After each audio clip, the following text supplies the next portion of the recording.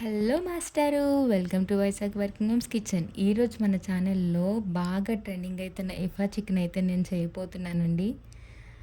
Taste అయితే మాత్రం చాలా బాగుంది. నార్మల్ చికెన్ లాగే చేసుకోవాలి. కాకపోతే దీనికి ఒక సీక్రెట్ ఇంగ్రీడియంట్ యాడ్ చేస్తున్నాను. చాలా బాగుందండి టేస్ట్. ప్రొసీజర్‌లోకి వెళ్ళిపోదామా మరి? నేను ఇప్పటివరకు మీకు చూపించాను కదా! ఇవన్నీ కూడా మంచిగా మిక్సీ పట్టుకొని పక్కన పెట్టుకోండి. అండ్ అలాగే అల్లం వెల్లుల్లి పేస్ట్ కూడా మిక్సీ పట్టుకొని పక్కన పెట్టుకోండి. నేను ఆల్రెడీ ఆనియన్స్ అనేవి సన్నగా ఇలా కట్ చేసుకొని పక్కన పెట్టుకున్నాను. ఇప్పుడు దీన్ని నేను ఫ్రై చేసుకుంటున్నాను. గోల్డెన్ కలర్ వచ్చే వరకు కూడా వీటిని మనము లో ఫ్లేమ్‌లో పెట్టుకొని ఫ్రై చేసుకోవాలి. హై ఫ్లేమ్‌లో అయితే అస్సలు పెట్టొద్దు. చూసారా ఈ కలర్‌లోకి వచ్చిన వెంటనే వీటిని మీరు తీసుకొని ఒక ప్లేట్‌లో అయితే ఇలా వేసేసుకోవాలి. నాకు రిమైనింగ్ కూడా కొన్ని ఆల్రెడీ ఉన్నాయి. సో, వాటిని కూడా నేను ఫ్రై చేసుకొని పక్కన పెట్టుకున్నాను.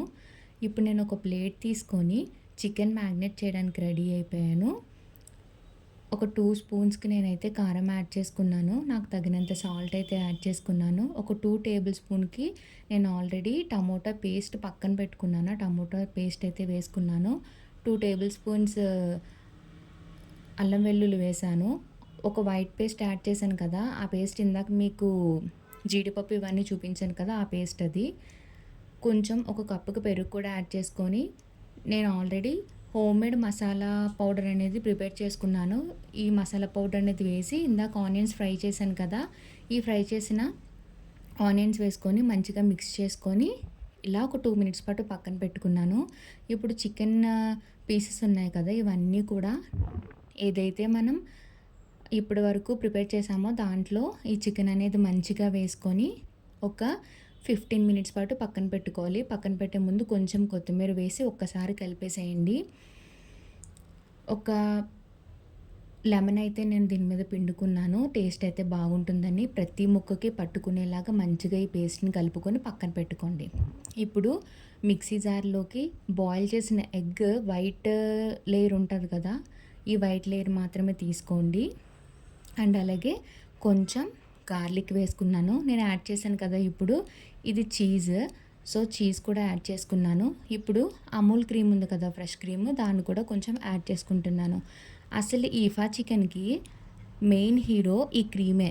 చాలా బాగుంటుంది టేస్ట్ మాత్రం. దాన్నయితే మిక్సీ పట్టుకొని పక్కన పెట్టుకున్నాను. ఇప్పుడైతే ఒక పాన్ పెట్టుకొని అందులో ఆయిల్ వేసుకున్నాను. ఈ ఆయిల్ మొత్తం వేడెక్కిన తర్వాత ఏదైతే మ్యారినేట్ చేసుకున్నానో ఆ చికెన్‌ని మొత్తాన్ని కూడా అందులో వేసుకొని మంచిగా అయితే కుక్ చేసుకున్నాను. ఇది మొత్తం కూడా లో ఫ్లేమ్‌లోనే జరగాలి. ఎందుకంటే మనం ఇందులో వాటర్ అస్సలు యాడ్ చేయము. మొత్తం అంతా కూడా మనకి మ్యారినేట్ చేసిన గ్రేవీతోనే చికెన్ అనేది కుక్ అవుతుంది. నాకు కుక్ అయిపోయింది చికెన్ అనేది.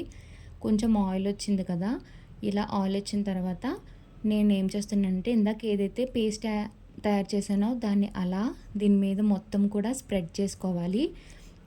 చూసారా ఎంత బాగా స్ప్రెడ్ చేశానో? ఇలా స్ప్రెడ్ చేసుకున్న తర్వాత ఒక 2 మినిట్స్ కుక్ చేసుకోవాలి. కుక్ చేసుకొని మంచిగా ప్లేట్‌లోకి తీసుకుంటే ఈఫా చికెన్ అనేది రెడీ అయిపోయింది. చూసారా ఎంత బాగుందో నిజంగా. టేస్ట్ మాత్రం తింటుంటే స్వర్గానికి ఒక 2 మెట్లు ఎక్స్‌ట్రా ఎక్కొచ్చినట్టుందండి. అంత బాగుంది నిజంగా చికెన్ అనేది. నార్మల్‌గా మనం చికెన్ చేసుకుంటాం కానీ ఈ స్టైల్‌లో అయితే మీ ఇంట్లో ఒకసారి ట్రై చేయండి. టేస్ట్ అయితే మాత్రం చాలా బాగుంటుంది. నేనైతే మీకు ఒక పేపర్ మీద రాసి ఇచ్చేస్తాను. టేస్ట్ అయితే అంత బాగుంటుంది. ఫ్రెష్ క్రీమ్ యాడ్ చేశాను కదా! దానికి బదులుగా మన ఇంట్లో వెన్న కూడా యాడ్ చేసుకోవచ్చు. మరి ఇలాంటివి అన్నీ దొరకాలంటే సబ్స్క్రైబ్ మై ఛానల్.